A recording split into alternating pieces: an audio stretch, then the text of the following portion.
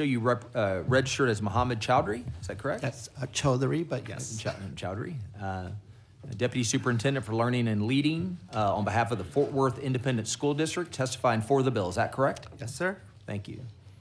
I show you registered as Roland Toscano on behalf of the East Central Texas Independent School District and yourself, and you'll be testifying on the bill. Is that correct? That's correct. All right. Thank you for being here. I show you registered as Chandra Villanueva, Director of Policy and Advocacy on behalf of Every Texan, and you'll be testifying for the bill. Is that correct? That is correct, sir. All right, thank you. And I show you registered as Dr. John Kraft on behalf of Northside Independent School District and yourself, and you'll be testifying on the bill. Is that correct? Yes, sir, Mr. Chair. All right. Good to see you. All right. We'll start on this end and let you begin. Thank you. Good afternoon, Chairman Buckley, Vice Chairman Bernal, and esteemed members of the House Public Education Committee. As mentioned, my name is Mohammed Chowdhury, and since the beginning of this school year, I've been honored to serve as the Deputy Superintendent of Learning and Leading in Fort Worth ISD. I appreciate the opportunity to be here today to speak in support of HB2, along with recommending two very important, that we believe, targeted amendments to strengthen this bill and ensure that it has a lasting impact. Before my role in Fort Worth ISD, I worked in San Antonio and Dallas ISDs, where my team led comprehensive district turnaround initiatives, enhancing student supports, strengthening teacher quality, and implementing large-scale evidence-based supports to accelerate student learning in low-performing schools. I was also fortunate enough to help shape key components of the state compensatory education allotment and the teacher incentive allotment, ensuring that resources and performance incentives are directed towards students with the highest needs. When Texas first reformed school finance in 2019, a key improvement was the revision of the state compensatory education allotment to ensure funding reflected the depth of poverty students experience. This depth of poverty measure is actually very personal to me. Vice Chair Bernal can speak to it. It's something my team actually developed originally in Dallas and San Antonio, and then we fought hard and worked to make sure that Texas recognized that all poverty isn't the same, and that's where this depth of poverty measure came about. And so it has done a lot of great things, and so I'm really grateful to the House to be able to propose an increase in it. But I do think we can get better, and I think we should do better. And so a couple of facts to make note of, right? 2/3 of Texas students are low income. More than 50% are at risk, and that number is increasing, right? So the needs are increasing in public education. In Fort Worth, that number is even higher, right?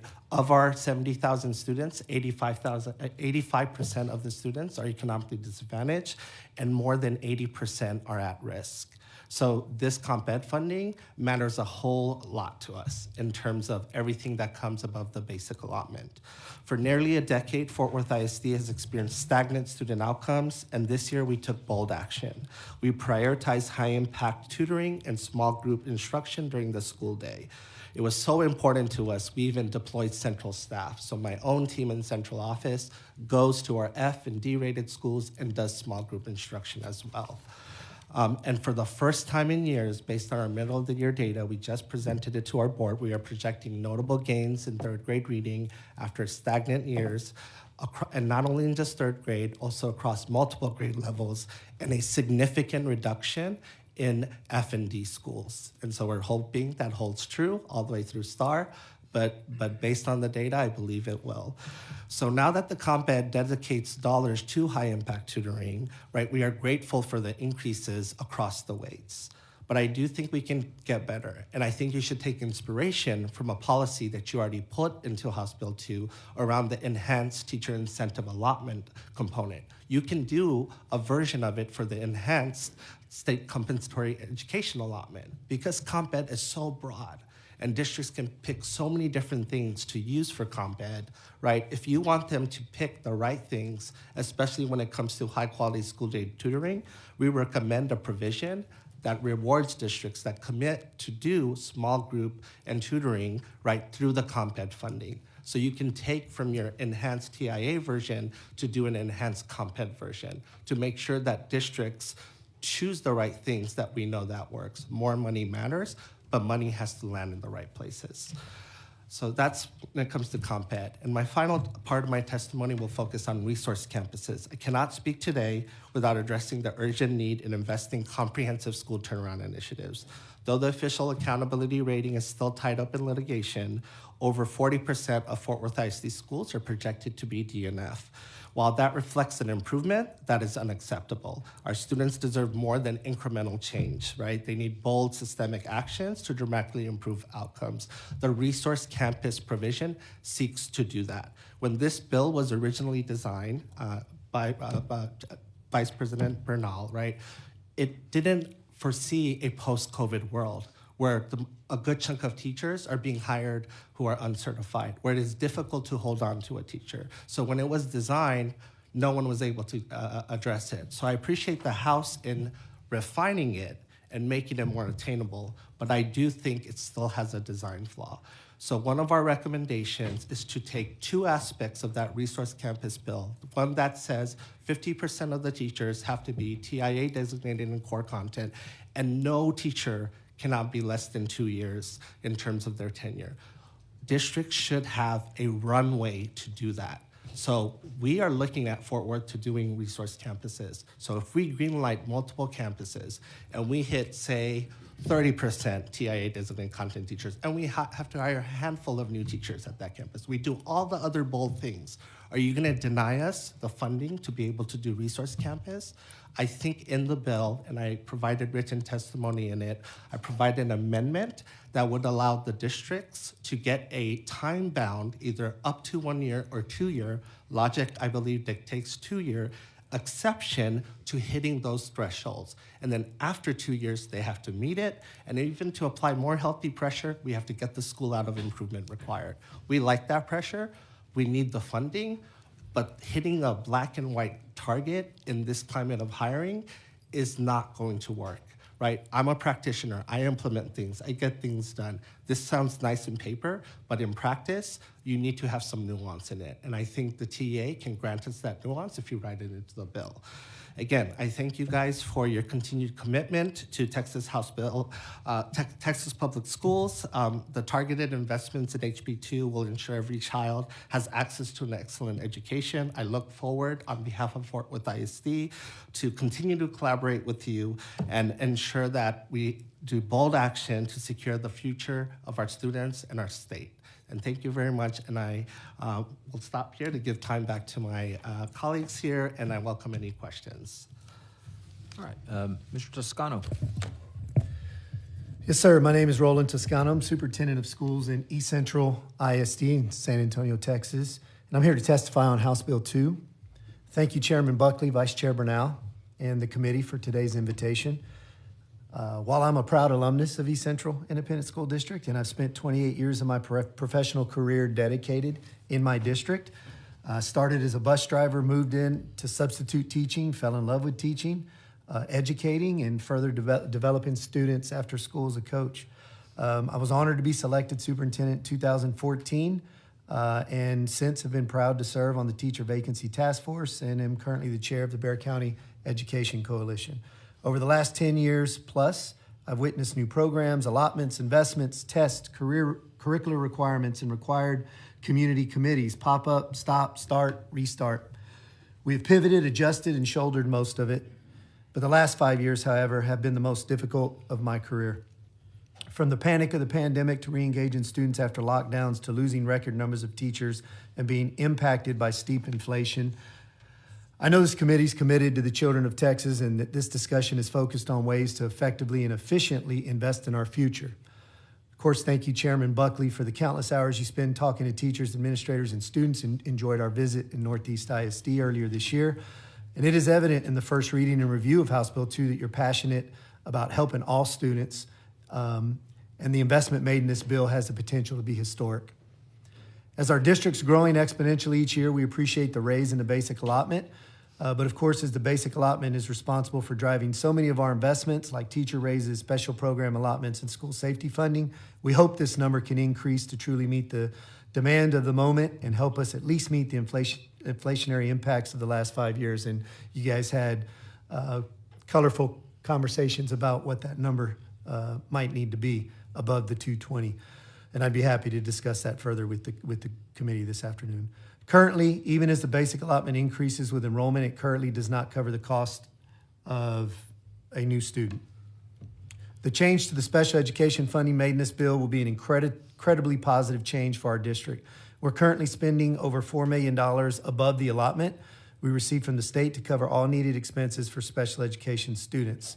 Our effort at doing a run shows us receiving an additional $1.2 million, which still leaves about a $3 million shortfall in our local context.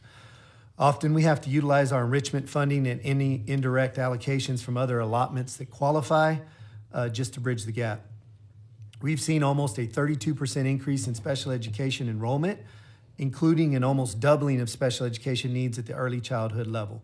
We're very appreciative of the critical investment in special education evaluations and expanding eligibility for pre-K for children eligible for special education services. By right-sizing the special education funding formulas, House Bill 2 will make positive impacts throughout the public education ecosystem. While our district's compensatory education program has not grown as rapidly as some of our neighboring districts, I've seen firsthand that when a district makes proactive and focused investments in compensatory education, students in the systems of support on their campuses, the results can be incredibly significant, not only for those students, but for the surrounding communities. Through an investment from an increase to compensatory education in 2019 through House Bill 3 and an infusion of dollars from federal funding in the elementary and secondary school emergency relief funding, we have seen key indicators in East Central ISD improve in compensatory education, including dual credit completion, ACT scores, TSI readiness scores, just to name a few. We still have work to do, improvements to make, but without a compensatory education weight increase that can keep funding in pace with inflation, I'm concerned we could lose critical programs that are proving to help our most vulnerable students. I think the 0.005 increase is greatly appreciated, but hope that we can continue the conversation about a weight increase. Next, I hope this committee can continue the great work that we have seen the House Public Education Committee lead on by increasing the weight of our bilingual programs. One of the most effective programs public education has seen in recent decades is two-way dual language programs that were spoken about earlier this morning. And we have seen firsthand with our dual language academies that both native Spanish and English speakers who go through the program have fantastic performance outcomes. In order to continue to maintain these programs with the latest curriculum, teacher support, we hope to see this allotment increase to reflect the current need to maintain these programs. Lastly, as a fast-growing district, expecting a significant enrollment increase in the next few years, we hope to see the state recommit to supporting district facilities needs. The bill currently makes significant investments in facility funding for charter schools, increasing the current allotment by 300%. On the other hand, the INS funding for ISDs has remained unchanged for decades and is unchanged in the bill. Additionally, every time the district passes additional property tax savings, it impacts our ability to finance existing debt. We recognize the need and benefit of property tax relief. We hope the state can balance facility support for all public schools as well as property tax relief. For the 10,000 students, 1,200 employees that I'm proud to serve, thank you for your dedication to the state and to the children of Texas. I know we've all come here today with lots of thoughts, concerns, and feedback, but hope that that does not take away from how appreciative we are at this attempt to make progress that is substantial. Thank you. Thank you. Ms. Villanueva. Thank you, Chairman. My name is Chandra Villanueva with Every Texan, and I'm here to testify in support of the bill. I thank you all for inviting me today, and we are in support because we see that this bill has potential, and we look forward to working with this committee to make a lot of the needed improvements. This bill does need a lot more money dedicated to it if we want to reach any of these historic levels that people seem to think the bill is at. My comments today are going to be focused a lot on the basic allotment and comp ed and bilingual. You can't really talk about compensatory education without talking about the basic allotment because they are a function of each other. If the basic allotment is insufficient and if the weights are insufficient, then you're not going to be generating the funding that our districts need to actually provide the programs that they set out to do. And what's really important, though, to know about the basic allotment and all of the weights in our current system is that they're 100% arbitrary and based on absolutely nothing. They're adjusted based on political considerations and not based on sound research. And this, unfortunately, has been the experience of our school finance system since the very beginning. In 1984, HB2 was the bill that created our school finance system. The House and the Senate, of course, had different proposals. And for the basic allotment, the House won out by funding the basic allotment at 75% of what the Senate proposal included. We also put the comp ed weight and the bilingual weight in that same bill. The Senate wanted a 30% comp ed weight, the House wanted 20% and prevailed. The same with the bilingual weight. The Senate wanted 20%, the House wanted 10% and prevailed.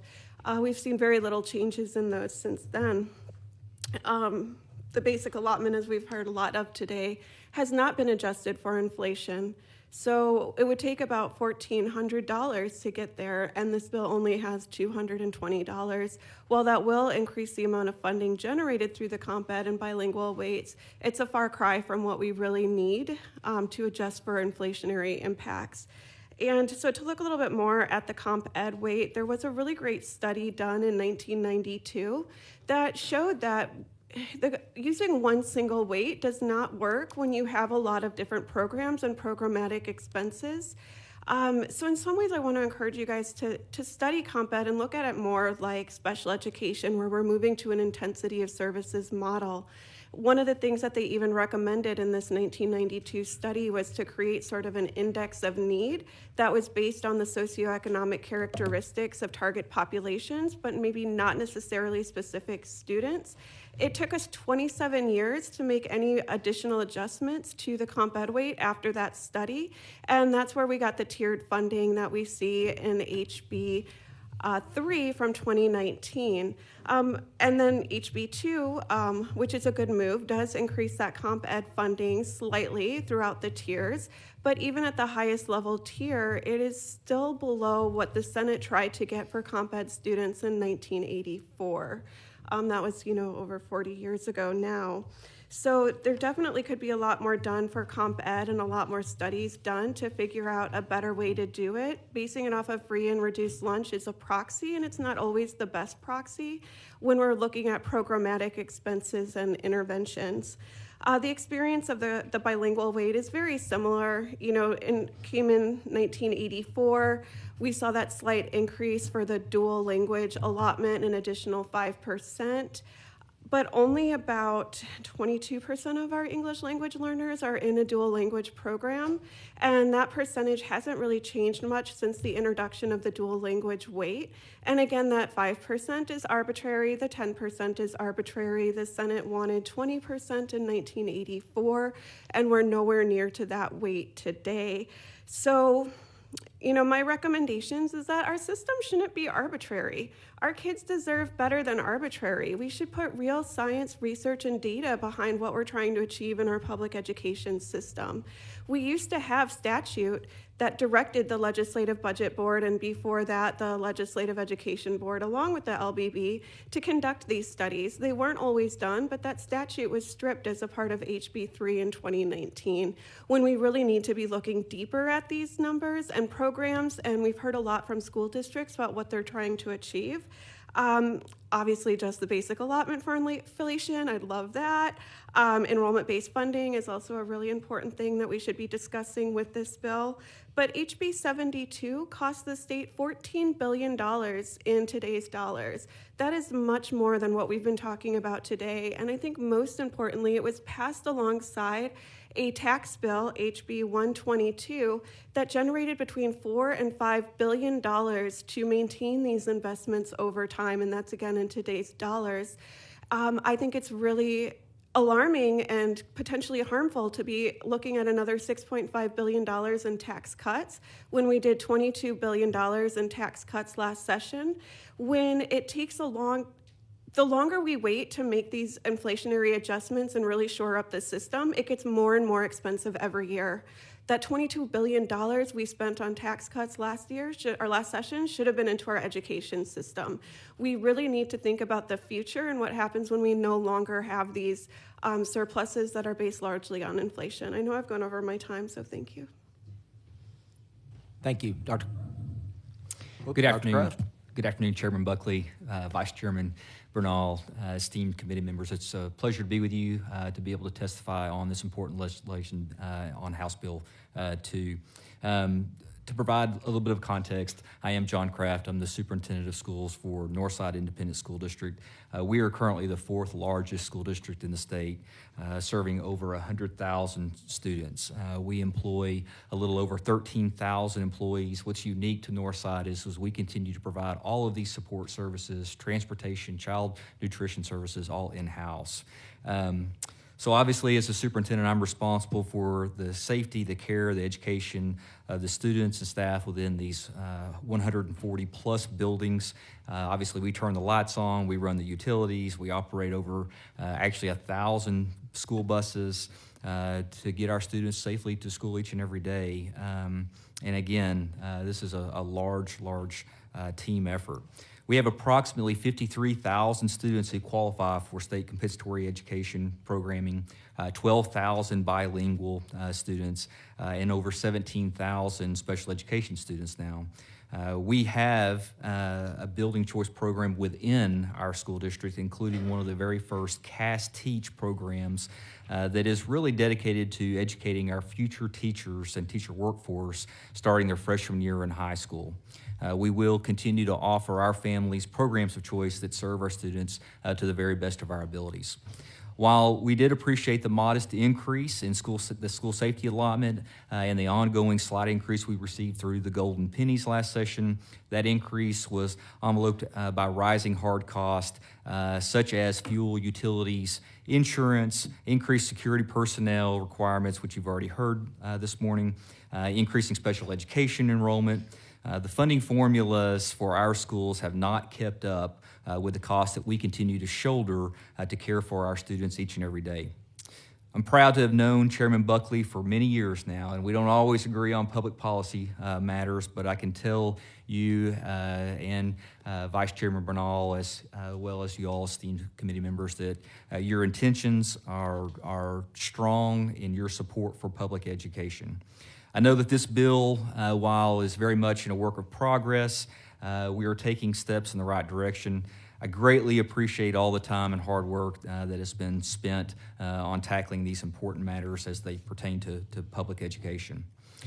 We are especially grateful for the sizable investment within the proposed House Bill 2 legislation and the special education service intensity model that will make our students, as I know the entire committee has probably, stronger as I know the entire committee has probably heard from their schools and special education allotment, does not cover the entire cost of educating our most vulnerable students.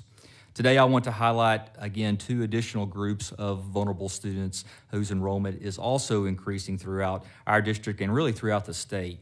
I hope the committee is willing to prioritize these students in the bill as well to support compensatory education as well as emerging bilingual students. At Northside, as mentioned before, we educate 53,000 eligible comp ed students, 12,000 emerging bilingual students every year. And while the 5 1,000ths weight, and I believe that's correct, I hope my algebra teacher doesn't correct me, increase for compensatory education will help us to continue to serve these students. It will not make up the increase in the cost of goods that we purchase due to the steep rates of inflation on materials and goods. The expiration of ESSER dollars, as well as the variety of needs that we have throughout our school district.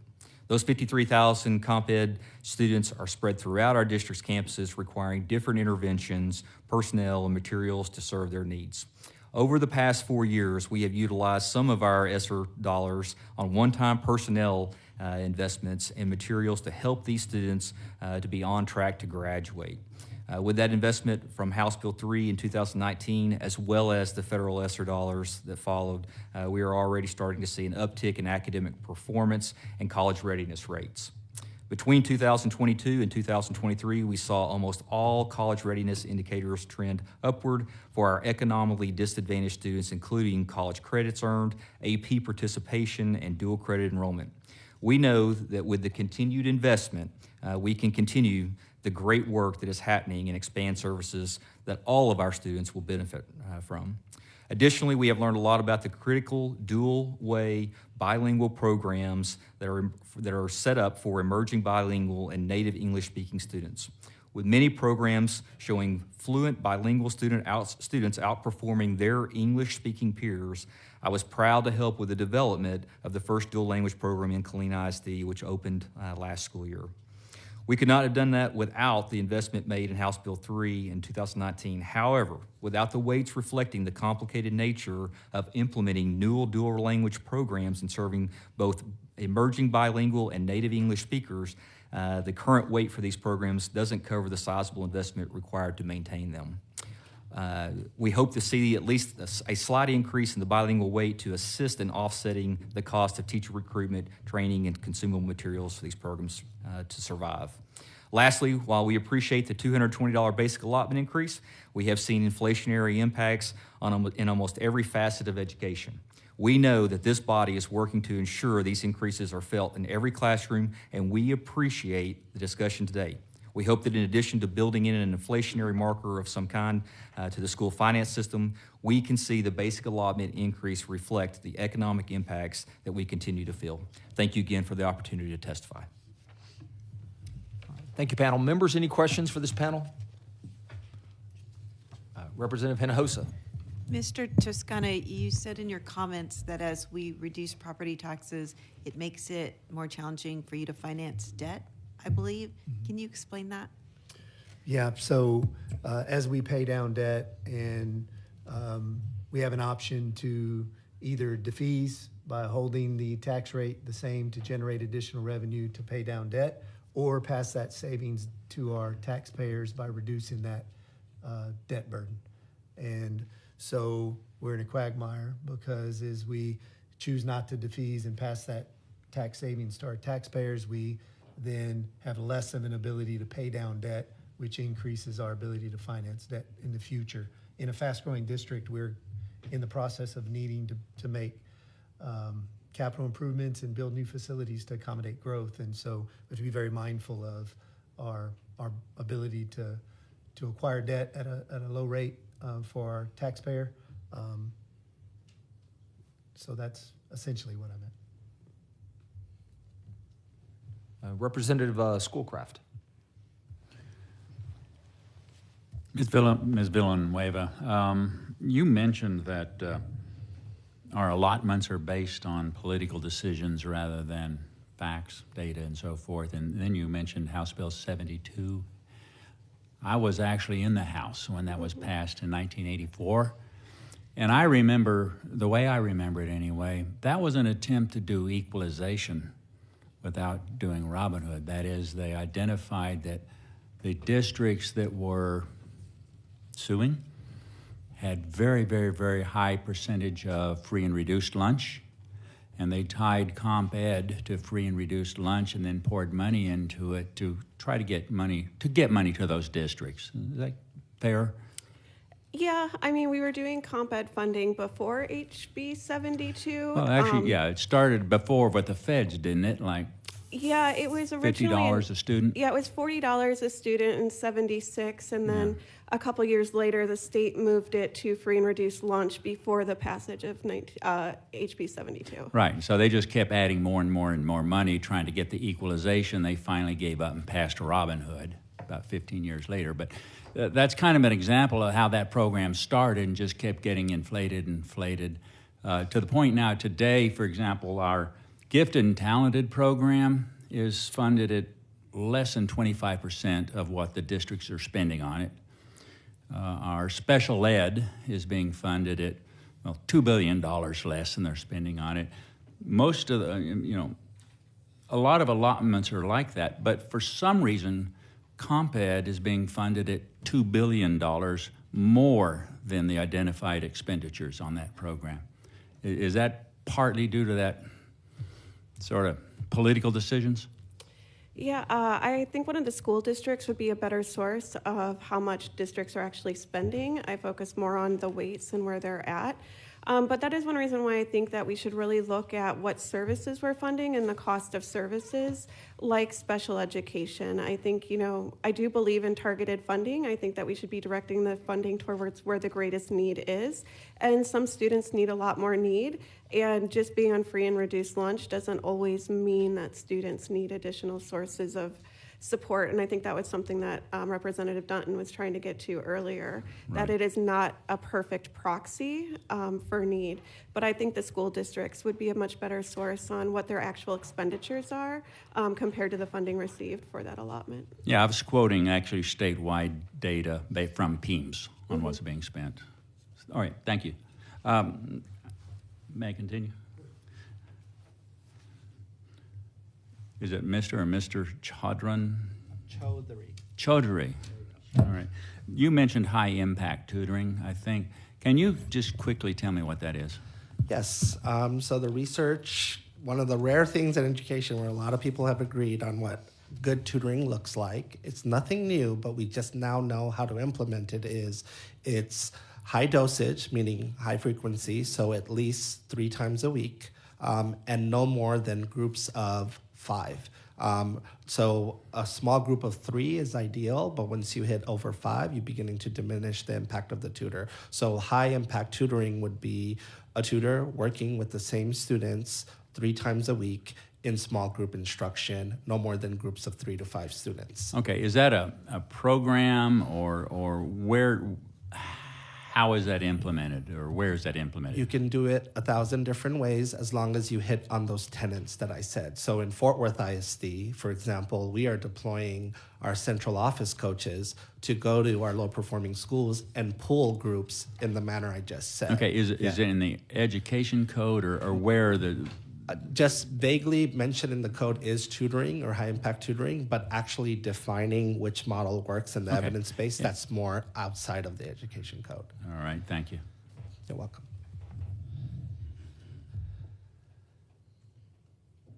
Representative Tellerico. Thank you, Mr. Chairman. I have a question for the 3 school officials. I've been asking school officials the same yes or no question all day. When you account for inflation, will this bill even catch your schools up to 2019 funding levels? No. The short answer to the question I'll answer is no. At the same time, I believe that the question is a little bit more complicated. Since 2019, I haven't seen an increase to the basic allotment. $1,300 is a lofty goal, very lofty goal, and I think it's important to be optimistic. But I also am a realist in the sense, with the comptroller's release of approximately $24 billion, it's your access, and a $100 increase costing the state approximately $1.8 billion to the basic allotment. I think that you can wish, and then there's the reality. And so, yes, absolutely, if this committee and the legislative bodies, chambers would like to provide us $1,300 in additional school funding to support the much-needed teacher pay raises that we've discussed today, absolutely, we'll take it and we will put it to good use. But I also recognize that we have to live within means. My answer is maybe, because the resource campus generates over $1,000 if I'm able to do it. Now, I want you guys to refine the language, but if I do the resource campus, which extends the school day, ensures high quality teachers, ensures, mental health supports for students, and reduces class sizes, and does a community school model altogether, Texas's House Bill 2 would reward that campus to generate another roughly $1,000 per kid. And then you add the basic allotment on top of that. So taking the basic allotment alone, no. But if I do all the right moves for what high poverty students, high needs students need, and tap into these programs and converge, then maybe, right? Now, I'm asking you to not make it complicated and have some nuances in it, because that resource campus one is a big deal to me. 40% of my campuses are DNF. I want to resource campus all of them. Vice Chair and- Bernal. Oh, I'm sorry. No, that's okay. Sorry, Mr. Chairman. Thank you for your answers. And Dr. Kraft, there will be a hearing next week on another $1 billion that could be used for this. Thank you, Mr. Chairman. Vice Chair Bernal. Thank you. Telerico, sorry about that. Resource campuses. First, I want to talk about, because look, the one thing that I know about you is that you have tremendous experience in turning campuses around. This is sort of like you're the superhero of that effort, right? I've seen it in 3 different districts now. So let's go through the elements that you use to do that now, before the resource campus. Right now, it sounds like what you're doing is high impact tutoring, which you gave us the DNA for, right? That's focused, pull out at least 3 times a week in groups no greater than 5. Okay, so that's something for us to think about. You also mentioned something about class size. Tell us how you're doing it now, before the resource campus, what you're doing now that you're already seeing results with. It's the pullout. I use teacher residents, I use TAs. My TAs are teachers to be. Basically, we structurally reduce class sizes during the day, so the load of taking a class size of 22 kids in elementary is not on a single teacher. So we use, right, our basic allotment, we use our teacher residency grant to basically strategically reduce the load on a teacher to close the gap for those kids and create those small group instruction. And this year, I was deploying my own staff. We are one of the few rare urban districts that have a balanced budget. And we are now having the difficult conversation on consolidation. It's not because we want to win popularity points, because we're trying to be responsible with our dollars. So my own staff is also doing small groups. So that's how I'm doing it. So by pulling students out and focusing on them, you're also shrinking the size of the class that they left. Absolutely. Okay. And then tell me how a resource campus is sort of different than that, because I know you're talking about a whole campus that's a DRNF, something that in my area we have lots also. We can talk about how valid those DRFs are for another day. But give us again what a resource campus would look like for, let's say this is an F campus, right? And it's on the verge of being closed because it's been an F campus for so many years consecutively. What would a resource campus do for this campus? Several things. It would extend out more time matters. So you would tap into more days of learning for those students. So that's 1. 2, those teachers have to be paid more in order to recruit your highly tenured teachers, right? And you want them to do this kind of work that requires not enough time in the regular school day. You have to do financial incentives, right? Resource Campus is inspired by ACE in Dallas, $15,000 on top of base pay, right? That's how we recruited all those teachers. Right. That's how we got them there. So 1, you expand the day. 2, you pay teachers more on top of base pay, because teaching in high poverty settings is tough. I always say I was a damn good teacher in Los Angeles because I was a damn good social worker. And that's what it took. And you need more pay to recruit and retain the best teachers. Next, the wraparound services. So the second shift. So you extend the day with community partners to come do wraparound services. You also provide 3 meals, breakfast, right, snack, and supper, right? And then you also hire a full-time, right, professional who reduces the load on the counselor to focus on mental health needs and other things and connect family. So all of that package together. So an additional social worker, for example. Yes, basically. Right. And the point you're making before is the reason why your recommendation is that we don't want TIA to be a barrier, because you've got DNF campuses across the state. TIA, love it or hate it, it's limited in where you can find it. And so your recommendations are to create a runway so you can start implementing a resource campus earlier without waiting for that super long several-year ramp up to TIA. Is that right? Absolutely. All right. No more than 2 years. And then I'll just share my own experience with the ACE campuses in Dallas. One of the things that happens when they want to improve a school sometimes is they'll start to change the student body. They'll change the student body so that scores get better. And in Dallas, what I saw is schools like I went to, and you taught at, James, across the street from the projects, right? The Foya. You guys know the Foya. That's where I went. So I have schools like the Foya where there's public housing across the street, and they implemented essentially what he's describing. without changing any of the kids, same families. And after about a year or two, those schools were outperforming the wealthiest parts of Dallas, right? And Because- Highland Park. So, meaning that targeted investment in the things that students need, right, can produce results. And so that, I really appreciate you and the whole panel. I guess my question then for you guys and for us is to make sure that if this is something we want to pursue, that the bill has the resources to do it and to offer it and to make it available. So thank you guys. Thank you, Chairman. Yeah. Let's do Representative Kerwin, then we'll come back to Schoolcraft.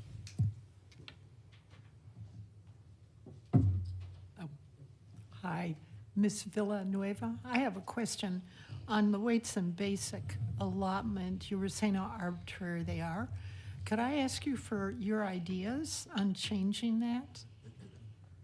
Yeah, I think it would take a comprehensive study to actually look at what we're trying to achieve with our system to figure out if we're spending enough money.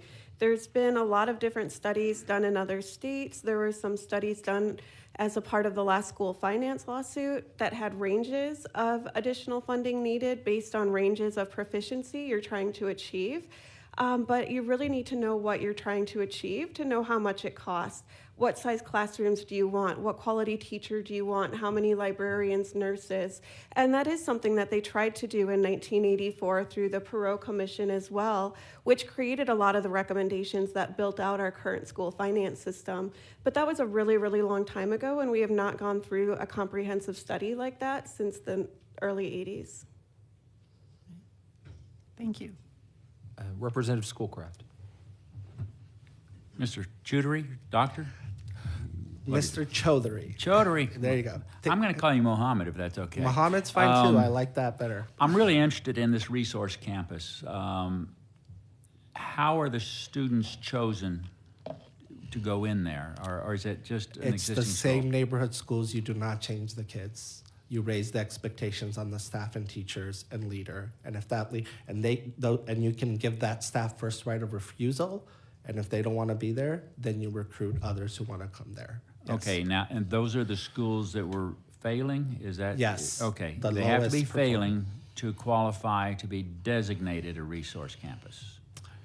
To activate, to be eligible on the original bill concept that Texas made, yes, they had to be an F-rated school. House Bill 2 now expands it to a D, and as well as middle schools. It was just limited to Fs for 5 years straight over a 10-year span, and it had to be only elementary. House Bill 2 says 3 years, D or F, within a 10-year span, and it expands it to middle school now. And I should know this, but what's the funding provided for that? It's essentially a formula similar to Senate Bill 1882, where it takes your district's property values and designation, and it roughly works out to be, she could probably do a better job than me explaining it, but basically roughly another $1,000 per kid. So in Fort Worth ISD, it would range between about $1,100 to $1,300 per Okay, kid. and do those campuses tend to be the ones with the high economically disadvantaged? Very So, much. It and- always tracks with that. Always. More often than not. I have yet to see a campus that it did not track with that in the state of Texas. So in essence, it's a comp ed type program. Yes, but it's a comp ed program that forces you to put money in the right places. On the right kids. Okay, thank you. Yeah. Members, any more questions? Representative Frank. You made the comment of it forces you to put money in the right places. Is there something that we've done that keeps you from putting the money in the right places? Because we are already funding kids more if they are economically disadvantaged, and I kind of agree with Chair Dutton about not loving that term, but we do fund it based on that. So there is additional funds there. Is there something that prevents this beforehand? Well, right now, when it was originally created, there was these rules. 90% of the teachers have to be TIA designated. No teacher could be less than 3 years of teaching experience. Ask me today how many people were able to tap into that resource? 0. And so today, in House Bill 2, it's bringing that number down to 50% TI designated, and 2 year, no teacher can be more than 2 years. But the reality is, I'm still going to have to hire some new teachers and not perfectly hit that 50% marker. For example, in Fort Worth ISD, we have 5,000 teachers. 400 teachers are TIA designated. So you're telling me I'm going to realign those teachers, or can I launch a resource campus and you give me 2 years? I try my darndest to hit the 50%. I try my darndest to not hire a baby teacher. But if I'm short, are you going to tell me I did all the other bold things, and you're going to tell me I can't tap into that money to transform that campus? So give me a 2-year runway, and then apply more pressure. Say, by that 2-year runway, that school has to be greater than a C or better. And I'll take that. I'd just like to try to figure out a way to do it before we hit F. Yes. If there's a way to give. So the I have some flex- the proposed flexi- language for The you. flexibility or Yeah. the resources before we have to. Yeah, basically, I will hit the targets that you set in the bill, but give me 2 years to do it, and I will do all the other things you said, extended the day, tutoring, etc. Because a new teacher can be effective, but in 2 years, I can get them TIA designated, and they would hit the 2-year rule, right? So, but right now, it's really black and white. I'm an implementer. I'm a practitioner. It sounds nice on paper, but when we will be back again if we keep it as is, and I will say only 10 schools did it in the state of Texas, or no one was able to hit it that first year. If you add that nuance, you will incite change in the district. I will always Thank put you. money in the right places, but you're policymakers. You want to incite the entire state to do the right things for kids, right? So Right. that's what I'm hoping that this nuance amendment would do. Okay, thank you very much. Appreciate it, sir. Yeah. Members, any more questions? All right, we appreciate y'all being here very much.